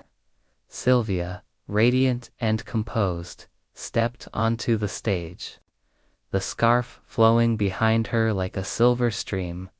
Miss Marple leaned toward Craddock, her voice a whisper. "Watch their hands, Inspector," she said, "and their eyes. The scarf is a mirror, it will reflect the truth." The music began, a haunting melody that echoed Clara's final performance. Sylvia moved with precision, her spins a calculated mimicry of Clara's grace. The scarf flowed, its silk catching the light, and Miss Marple's gaze darted between the suspects. Elise, in the wings, clutched a costume, her knuckles white. Victor's hands, resting at his sides, twitched once, as if resisting an urge. Margot's silhouette in the booth was rigid. Her eyes locked on Sylvia's every move. Miss Marple's heart quickened, her instincts honed by years in St. Mary Mead, where a misplaced glance had once unmasked a thief. The performance was a trap, and she sensed the killer's nerves tightening with each of Sylvia's spins. The scarf, a replica but heavy with meaning, was drawing out the truth, and Miss Marple knew that the next act would bring it into the light. Chapter 10. The performance. The auditorium of Marwood Hall was hushed, the air thick with anticipation, as the memorial performance for Clara Vane began. The 5th evening since her death had drawn a crowd of villagers, their faces a mix of reverence and morbid curiosity, their whispers silenced by the dimming lights. Miss Jane Marple sat in the front row, her knitting bag at her feet, her pale blue eyes sharp beneath the brim of her modest hat. Her needles lay still, her hands folded in her lap, but her mind was a whirl of observation, sifting through the threads of motive and opportunity that had woven themselves around the fatal scarf. Beside her, Inspector Craddock sat tense, his notebook tucked away, his attention divided between the stage and the wings where the suspects waited. The stage glowed under the amber footlights, its polished boards a stark contrast to the shadowed corner where Clara had fallen. Sylvia Wren, now the lead, stood poised at the center, her emerald gown shimmering, the replica scarf draped about her shoulders in a silvery cascade. The music, a haunting reprise of Clara's final solo, began, its notes swelling through the hall like a sigh of memory. Sylvia moved, her steps precise, her spins calculated, each gesture an echo of Clara's grace, but infused with her own fierce determination. The scarf flowed with her, catching the light in a mesmerizing dance, and Miss Marple watched her gaze flickering to the wings where the other suspects stood. Victor Lyle, in the shadows of the stage left, adjusted his cuffs with a mechanical precision, his eyes fixed on Sylvia with an intensity that was not entirely professional.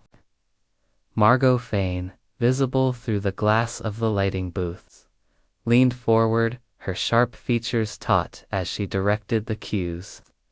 Elise Gray hovered near a prop table, her hands clutching a bundle of fabric, her face pale and drawn. Miss Marple noted their positions, their postures, their glances, her mind recalling a St. Mary Mead fete where a single misstep had revealed a thief among the dancers. Sylvia's performance reached its climax, the music swelling as she prepared for the series of spins that had been Clara's undoing. The scarf, tied loosely by Elise, flowed freely at first, its silk shimmering like liquid silver, but as Sylvia spun, Miss Marple's eyes caught a subtle motion. Sylvia's fingers, brushing the scarf's edge, adjusting its folds with a practiced ease. The gesture was fleeting, almost imperceptible, but to Miss Marple, it was a note in the score of suspicion. She leaned toward Craddock, her voice a whisper. "Watch her hands, Inspector. She knows the scarf's danger because she's handled it before." Craddock's eyes narrowed, his gaze locking on Sylvia as she continued her spins. The scarf remained loose, its replica free of the deadly knot, but Sylvia's adjustment had been deliberate, as if ensuring it would not catch. Miss Marple thought of a St. Mary Mead girl who had tampered with a rival's costume. Her touch light but calculated, and her certainty grew. Sylvia's confidence was not merely that of a dancer claiming a role. It was the assurance of one who had planned for this moment. In the wings, Elise's hands trembled, her eyes darting between Sylvia and the scarf. Victor's posture stiffened, his fingers clenching briefly before relaxing, a flicker of unease crossing his face. Margot, in the booth, leaned closer to the glass, her expression unreadable but her hands gripping the console tightly. Miss Needles, though still, seemed to echo in her mind, their rhythm a counterpoint to the unfolding drama. Each suspect, she knew, was reacting to the scarf, its presence a mirror reflecting their fears or guilt. The music reached its crescendo, and Sylvia completed her final spin, the scarf flowing harmlessly as she sank into a graceful curtsy. The audience erupted in applause, their claps a release of tension, but Miss Marple's attention remained on the wings. Elise had retreated further into the shadows, her face buried in her hands. Victor stepped forward, his smile forced as he joined. Sylvia for a bow? Margot emerged from the booth, her steps brisk but her eyes avoiding the stage. Miss Marple's lips pursed, her mind weaving the threads tighter as the curtain fell. The audience began to disperse, their murmurs rising like a tide. Miss Marple rose, her movements slow but deliberate, and approached Craddock, who was already moving toward the stage. Miss Wren's hands, she said softly, they adjusted the scarf as if she knew its potential. In St. Mary Mead, I once saw a girl adjust a rival's sash, ensuring it would tear. Sylvia's touch was no accident. Craddock nodded, his expression grim. I saw it too. And Elise looked like she'd seen a ghost. Victor and Margot weren't much better. This performance stirred something. He signaled to a constable, instructing him to keep the suspects backstage. We need to talk to them now, while they're rattled. Miss Marple followed him to the backstage corridor, where the troupe had gathered, their faces a mix of exhaustion and unease. Sylvia stood apart, her scarf now draped over her arm, her smile radiant but her eyes wary. Miss Marple approached her, her voice gentle but piercing. Miss Wren, she said, how did you know to check the scarf's knot? It was tied loosely, yet you adjusted it so carefully. Sylvia froze, her smile faltering for a heartbeat before recovering. I always check my costume, she said, her voice smooth but strained. Clara's accident made me cautious. I didn't want it to catch. Her eyes met Miss Marple's, a flicker of defiance in their depths. But Miss Marple's gaze held steady, her mind recalling a St. Mary Mead baker who had lied about a tampered loaf, her confidence crumbling under scrutiny. Craddock, sensing the moment, stepped forward. Miss Wren, your alibi places you in your dressing room, but a stagehand saw you near Clara's table, handling her scarf. And now, your adjustment tit suggests you knew the knot's danger. Care to explain? Sylvia's composure wavered, her fingers tightening on the scarf. I told you, I brushed it by mistake, she said, her voice rising slightly. I was practicing, that's all. I had no reason to hurt Clara. But her eyes darted to Victor, then to Elise, and Miss Marple noted the fleeting panic, a crack in her polished facade. Miss Marple's voice cut through the tension, soft but unyielding. Miss Wren, ambition is a powerful force. In St. Mary Mead, I knew a girl who coveted another's place, and her small acts of sabotage led to ruin. You wanted Clara's role, didn't you? And the scarf was your chance. Sylvia's face paled, her lips parting, but no words came. The corridor grew still, the other suspects watching, their own secrets heavy in the air. Miss Marple knew the trap had been sprung, and the truth was close, its threads tightening around the killer's heart. Chapter 11. The Confession. The air in the backstage corridor of Marwood Hall was thick with tension. The echoes of Sylvia Wren's faltering denial lingering like a sour note after the memorial performance. The 6th evening since Clara Vane's death had drawn the threads of suspicion taut, and Miss Jane Marple stood quietly, her frail figure a deceptive contrast to the sharp clarity of her mind. Her knitting bag hung at her side, untouched, as she fixed her pale blue eyes on Sylvia, whose composure had cracked under the weight of her own words. Inspector Craddock, standing beside Miss Marple, radiated a quiet intensity. His notebook poised but unnecessary, for the moment demanded no record-only truth. The other suspects, Victor Lyle, Margot Fane, and Elise Gray, stood, frozen in the corridor, their faces a tableau of shock, fear, and curiosity. The dim light from a single bulb cast harsh shadows, illuminating Sylvia's pale features as she clutched the replica scarf, her fingers betraying a tremor that belied her earlier poise. The villagers had dispersed, leaving the hall silent save for the faint creak of the stage above, and Miss Marple knew this was the moment to unravel the knot that had bound Clara's life to her killer's ambition. Miss Wren, Miss Marple said, her voice soft but carrying the weight of certainty. You adjusted the scarf tonight with such care, as if you knew its potential to harm.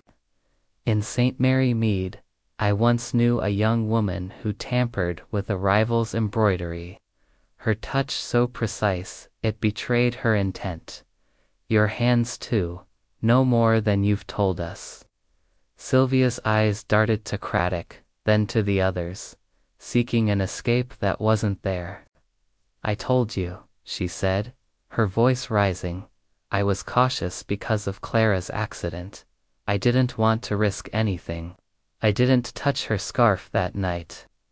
Her words were vehement, but her gaze flickered to the floor, a telltale sin Miss Marple had seen in a St. Mary Mead girl who had lied about a stolen brooch. Craddock stepped closer, his tone firm but measured.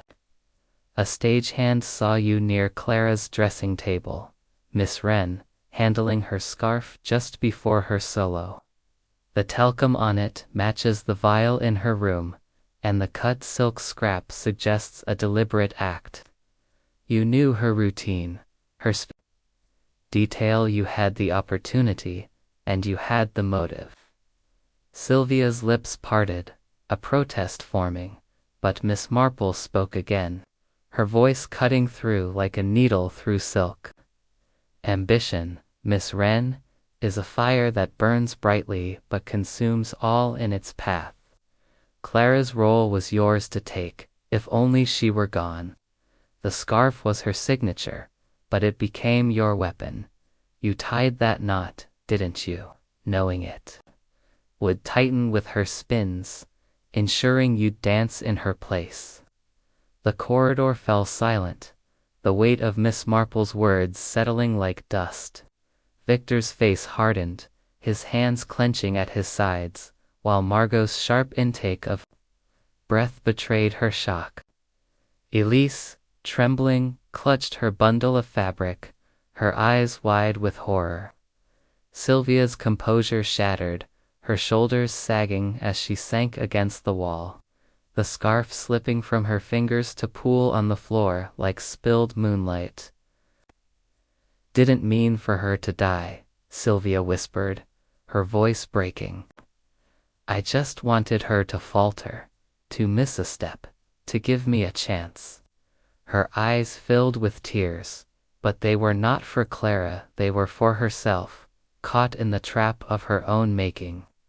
She had everything, the spotlight, the praise, the adoration. I was always in her shadow, waiting, practicing, never seen. I thought, if she stumbled, just once, I could shine. Craddock's voice was steady, but his eyes held a flicker of pity. So you tampered with the scarf? Sylvia nodded, her hands covering her face. I knew her routine, every spin.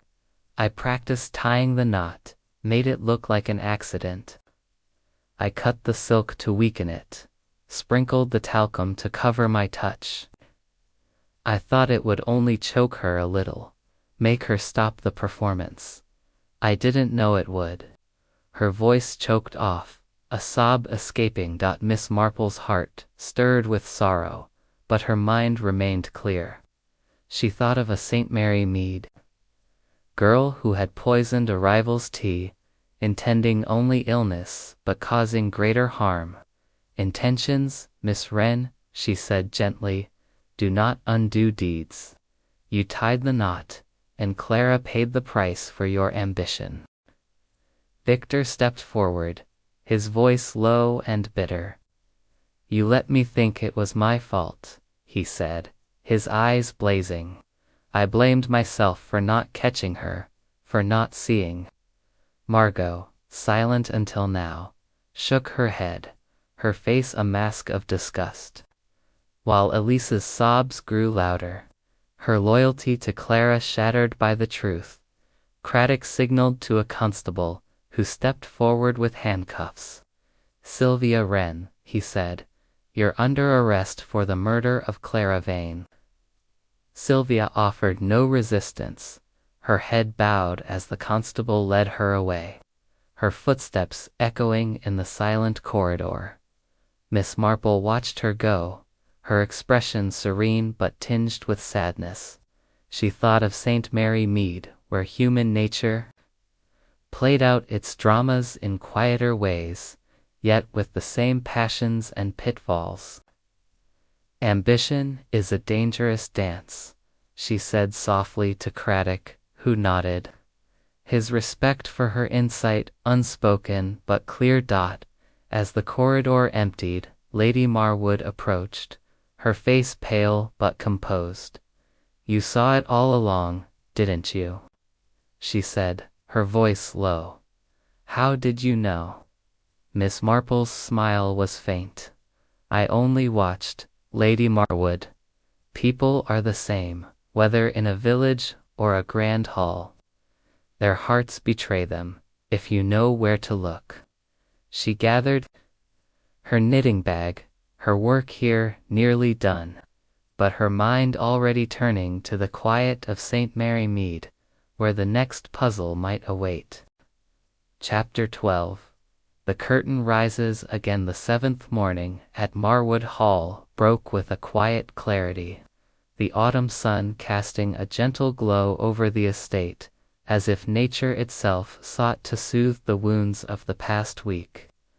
The arrest of Sylvia Wren had lifted the pall of suspicion from the hall, but a somber air lingered, a reminder of Clara Vane's brilliance and the tragedy that had extinguished it. Miss Jane Marple sat in her cottage in St. Mary Mead, having returned the previous evening, her knitting needles moving with their familiar rhythm as she sipped tea by her window. The village was settling back into its routine, the excitement of the gala and its grim aftermath already fading into gossip. But Miss Marple's mind remained with the threads she had unraveled at Marwood Hall. The Vane troupe had departed, their performances subdued without Clara's ethereal grace or Sylvia's fierce ambition. Lady Marwood had sent a note of thanks, delivered by a young footman that morning, expressing gratitude for Miss Marple's quiet wisdom in bringing the truth to light. The note lay on her table, its elegant script a contrast to the stark reality of the crime it referenced. Miss Marple smiled faintly, her thoughts drifting to the stage where human nature had played its familiar drama. not so different from the small betrayals and jealousies she had witnessed in St. Mary Mead. Inspector Craddock had called earlier, his voice over the telephone tinged with a mix of relief and admiration. Sylvia's confession had been complete, her trial set for the coming month. She had admitted to studying Clara's routine for weeks, practicing the knot in secret, her ambition curdling into a plan to make Clara falter. The cut silk, the talcum, the precise knot all were her doing, intended to disrupt but resulting in death. You saw it before I did, Craddock had said, his tone grudgingly respectful. That scarf adjustment during the memorial lit was the key. Miss Marple had demurred, her voice soft. I only watched, Inspector. People are the same everywhere, and ambition is a thread that binds tightly.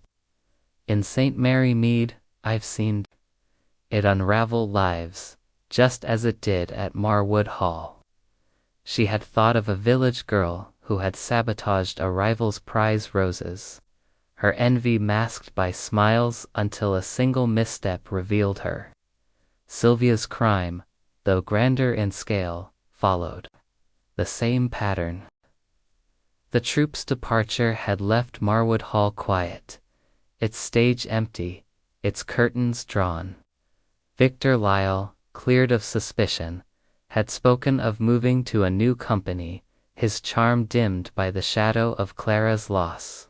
Margot Fane, her authority shaken but intact, had vowed to rebuild the troupe, though Miss Marple suspected her sharpness would soften with time.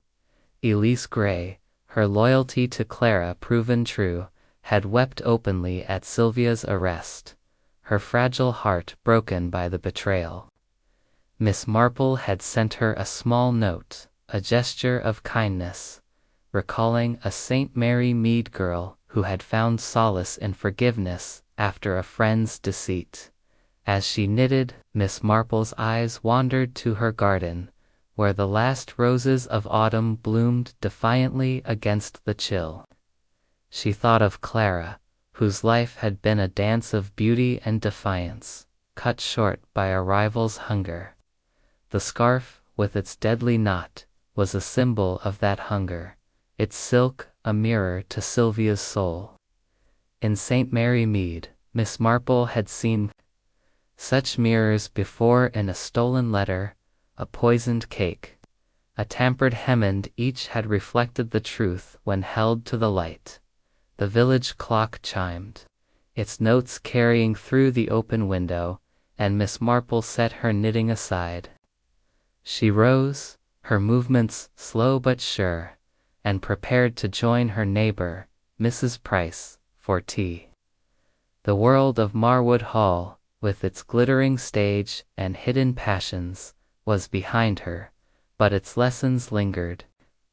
Human nature, she knew, was a dance of motives and masks, and whether in a grand hall or a quiet village, she would always be ready to follow its steps as she stepped into the lane. Her handbag over her arm, Miss Marple glanced at the sky, where clouds gathered on the horizon. Another puzzle would come, she thought, as surely as the seasons turned, and when it did, she would be there, her quiet eyes seeing what others missed, her gentle wisdom unraveling the knots of the human heart.